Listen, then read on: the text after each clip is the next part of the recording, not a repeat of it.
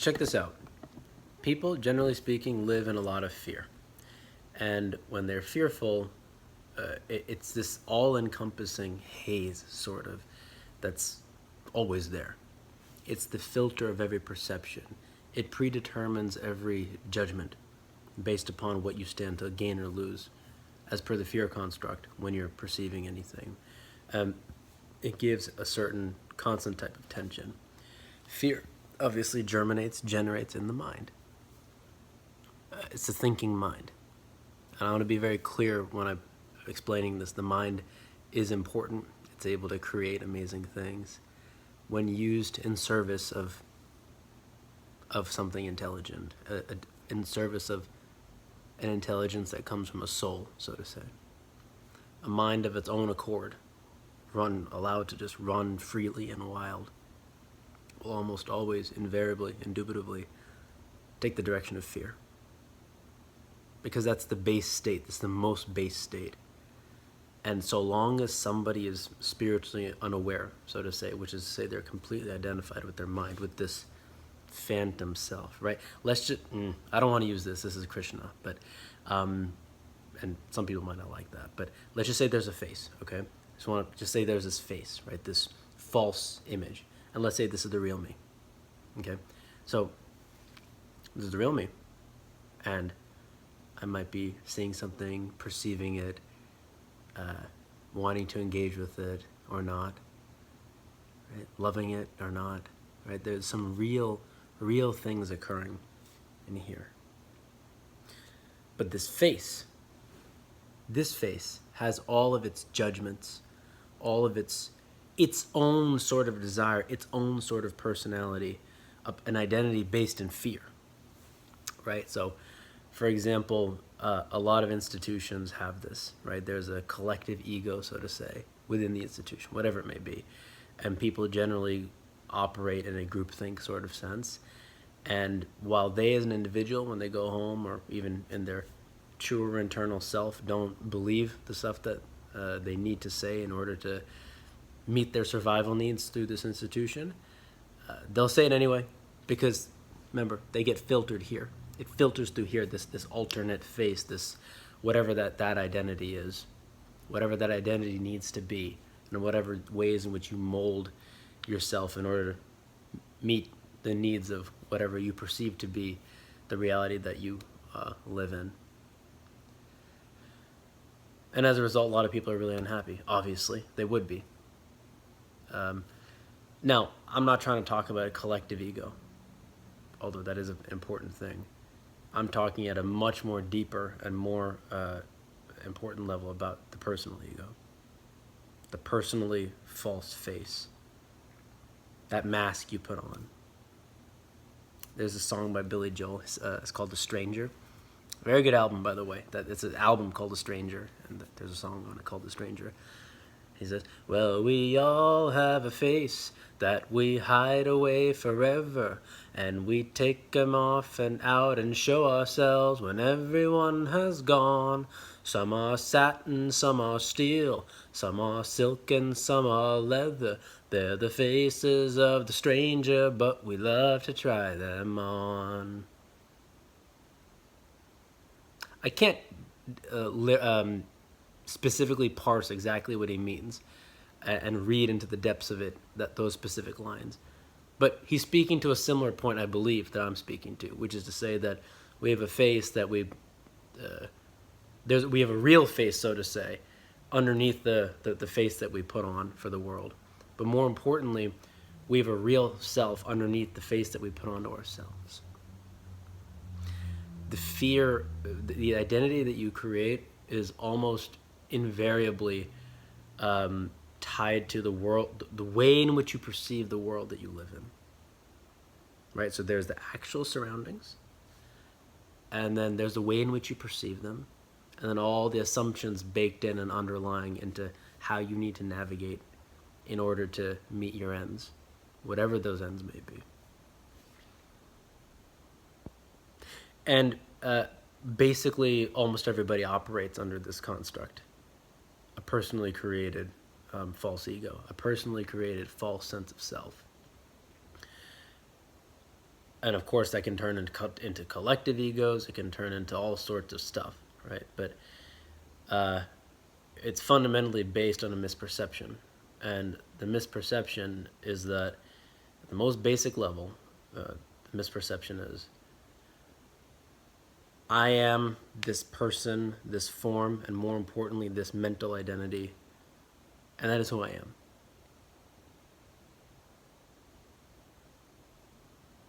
That perception is false.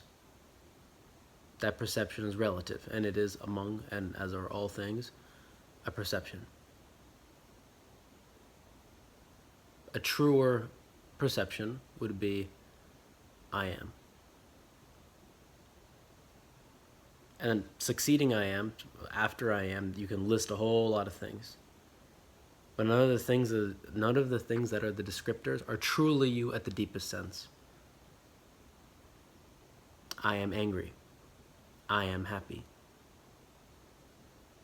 I am upset. I am worried. All these descriptors are things that you're experiencing at the moment. I am an artist. I am a rich person. I am a poor person. Some artists have been both rich and poor, and angry and upset, and so forth. They've been each of those things. You can't define it absolutely and totally. They all occupy a relative reality, so to say. But the relative reality should never be mistaken for the total reality, for the full reality. And the full reality lies at the seat of our consciousness, at the seat of the very place from which all these perceptions generate and germinate. The thing that is aware of everything that you're actually experiencing right now, including the fear and the ego face. At the very deepest level, you know that that's happening. And you know this because you are the one life. You are the awareness. The awareness is life. It is absolutely and totally incorporeal, non-physical, absolutely and totally unstained by any and everything. And it takes itself and becomes a form, a physical form for the enjoyment of it, for the beauty of it, for the magnificence of it. And it's temporary and short-lived. From the absolute sense, from the eternal standpoint, a lifetime happens, you could sort of say, as a flash in the pan. Some people wake up one day and they're like, when did I become this old? And then they think, oh, I'm going to die and so forth, right? How bad would it be if that were reality, and that's all there was to reality? You're born, life's and you die, so they say. That actually is a living reality for a lot of people, because they believe their identity is tethered to something that they know is unstable, that they know is destined for doom. And they put their whole existence, so to say, within their form, and then their mental form identity, which generally speaking is an egoic one. How can you be happy?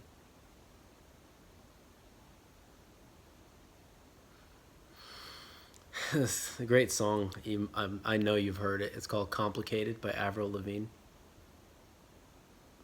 And it's about like a person, the depth at which these lyrics were written, I don't know what was meant when she or whoever wrote that song wrote it. But that's irrelevant because it speaks to amazing truth, right? It's like, chill out. What are you waiting for? Relax. It's all been done before. I see the way you try to become someone else, like everyone else. You try to be cool. You look like a fool to me. Tell me, why you have to go and make things so complicated? I see the way you're acting like you're somebody else to get to me frustrated. That's the ego. that she's upset about. That's her telling you, relax. You don't need to keep watching your back. You can live and love. I like you the way you are. You try to be cool. You look like a fool to me.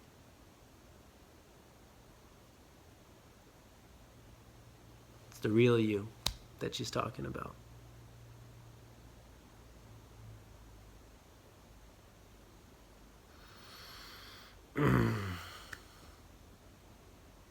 Metallica song of Wolf and Man, I believe. I love that song, and it's about, to my mind, about man's predatory sense and self, that his most base level instincts, right? The fight or flight ones, the ones that are extremely unabashedly aggressive and so forth, right? And then his more sensitive side, his more soulful side, his more humane side, so to say, of wolf and man. One of the lines is, "The fear in your eyes, it's greater than you realize." Fear in your eyes, it's greater than you realize. Shape shift over the wind, shape shift, da da da da da da da da da da da. Back to the meaning of wolf and man. Yeah. Dun, dun, dun, dun, dun, dun, dun, dun, dun, dun, dun. I saw them in concert actually in 2017. I was most looking forward to that song. They didn't play it. They play at their other shows, but they didn't play it at mine. But in any case, yeah, that's what I gotta say about the spiritual, the whole false face thing. Everyone lives under this. That's why you have all the fear. That's why everybody's so fearful and so uptight. They need to chill out. They need to relax, like Avril Lavigne would say. I can certainly say, as far as I'm concerned, I've done all of that, and I'm still currently doing it at many levels, obviously. But slowly, I'm breaking out of it. Slowly, fastly, whatever. That's all. Speed is a relative term, but the more all that nonsense is vanished from the internal generation of through my perceptions, the more happy I've been. The more I'm more connected to as I was when I was a child before I developed all that. And here's the thing: when you fall from grace and you return properly, you return in a heightened state. So, in Christianity, there's this story about the prodigal son, and I'm not too well versed with this, but you'll get the gist of it. Basically, he leaves his father in some rebelliousness or something, and maybe goes and lives some life that's not very good.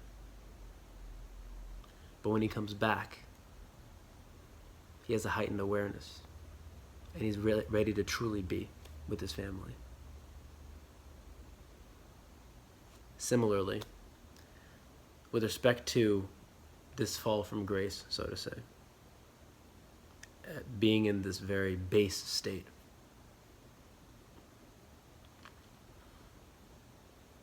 when you rise back up,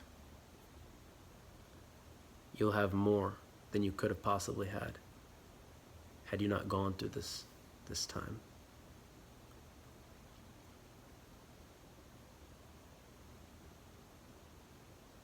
I wrote a song, actually. It's called "You'll Always Be My Friend." And the line that relates to that here is, oh, oh, oh, the times we'll have when this fog has passed. Our love will ever last. The ups and downs, smiles and frowns, I'm telling you now. You'll always be my friend. The times we'll have. And it's about a friendship that went bad. Right? It says, I choose to forgive and in happiness live.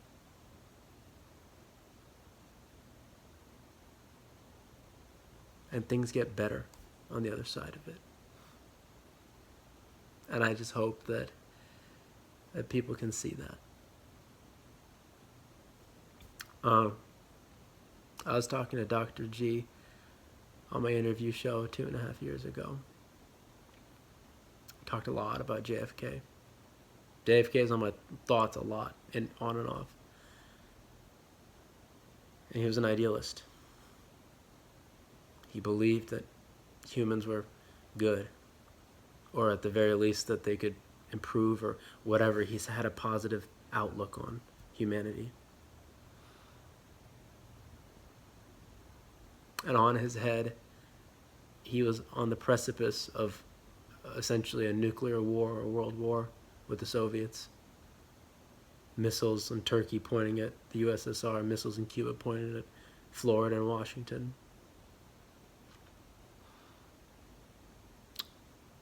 And he gave this transcendent speech about he rose above the conflict in his peace speech.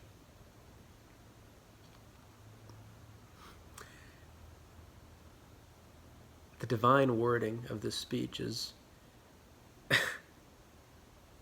it's beyond anything I've perceived. But in comparison, everything I've read, everything I've heard has been comical. I don't mean that insultingly. I simply mean either comical or more base, or not quite hitting the mark, a little more of a joke, compared to this thing in the utmost of serious times, with the most deep human considerations and human civilization at stake. And he came with his accent and with some of the most enlightened words that are ever delivered in politics. He lists all these things the Soviets thinks about the U.S. Then he quotes the Bible and says, like, these are some ridiculous things, how the U.S. wants to economically enslave the entire world and whatever, right? He says, truly as it was said long ago, the wicked flee when no man pursueth.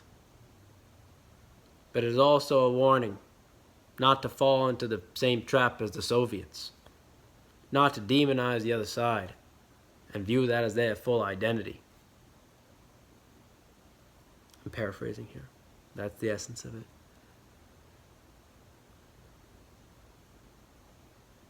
Instead of saying they're saying this about us and then coming up with an equally barbaric or even further barbaric or aggressive response, he says, look at what they're doing. They're wrong. Let's make sure we don't do the same thing. Let us end it. Let us be prepared, but let us not provoke. Let us extend ourselves spiritually. Let us rise to a higher level of understanding.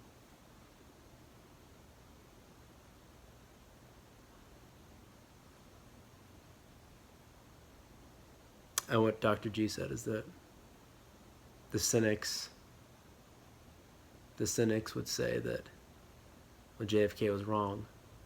Oh, and look, he got shot. Ha! Where's all your idealism now? How far did that get you? I mean, I added that part, and he didn't mention that. But what Dr. G said then is, I think the cynics are wrong. I think JFK was enlightened. With respect to his total composition, his total, life and everything, he wasn't enlightened, most probably. He had some personal misgivings and stuff, but in his thinking, that's enlightened thinking.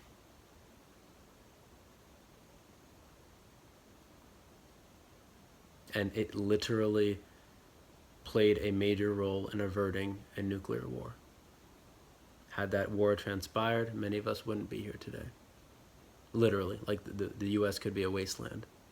No one knows. There's no telling what could have happened.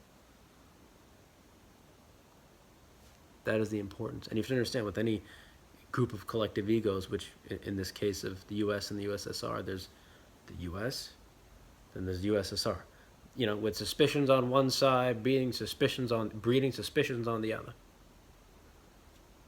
They mount, they mount, they mount, they mount, they mount, they mount, and everybody gets more and more fearful. And what they're fearful of is a fearful group, another group that's fearful. And out of their fear, they become hostile. The structure of it is extremely simple.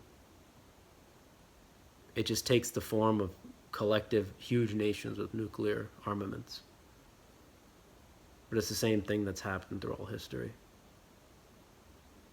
But even more exaggerated in the case of the Cold War, because they're fighting over capitalism versus communism, but in a very direct sense, there was no actual conflict between the two. There's nothing really at stake between the two. There was no territory. There's no reason for it.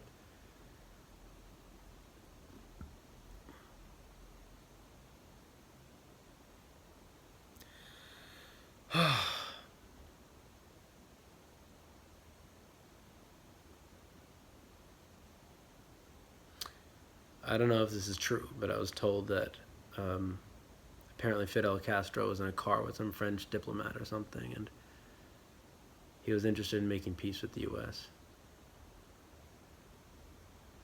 And on that day, he was with the French guy.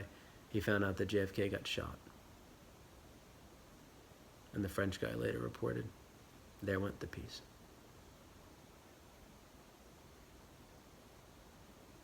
When a man's ways please the Lord, the scriptures tell us, he makes even his enemies be at peace with him.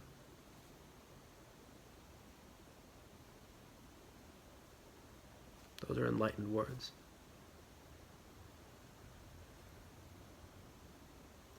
But just think,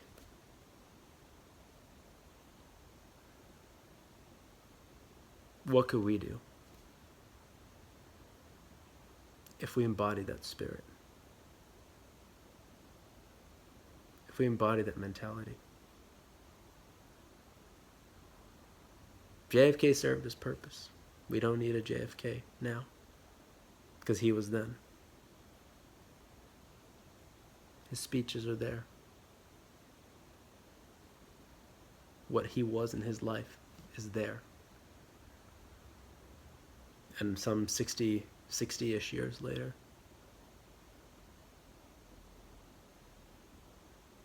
he's not needed. He's done. It's over. What about us? Given the conflict-ridden state the world is in right now, how would that JFK mentality, with respect to, not with the imposition of our mentalities on others, not with the hoping that the other person does something first, but with respect to our own elevation at an individual level, how much could that do to rise and uplift the world?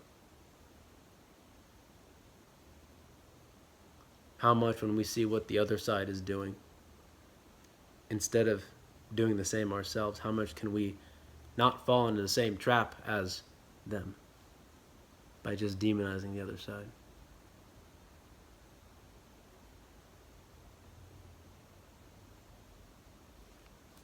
What JFK said is, for in the final analysis, our most basic common link is that we all share this small planet. We all breathe the same air. We all cherish our children's future. And we are all mortal.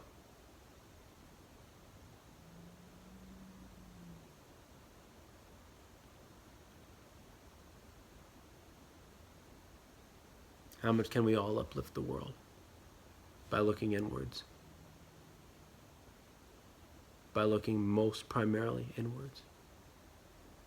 And truly seeking to understand. Or at the very least, not demonize the other. Or even further, beyond me and you and us and them, beyond any of that. Simply see through our own ego our own false face.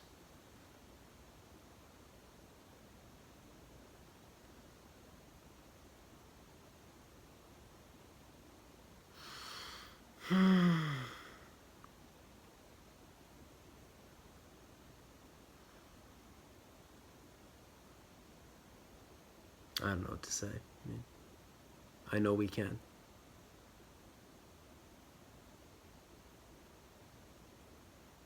I know with the right influence, we can be directed in that direction.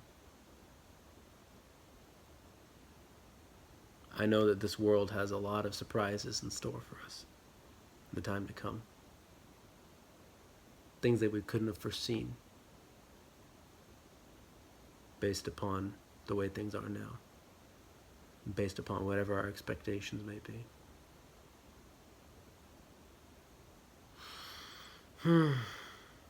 So, hope you enjoyed this.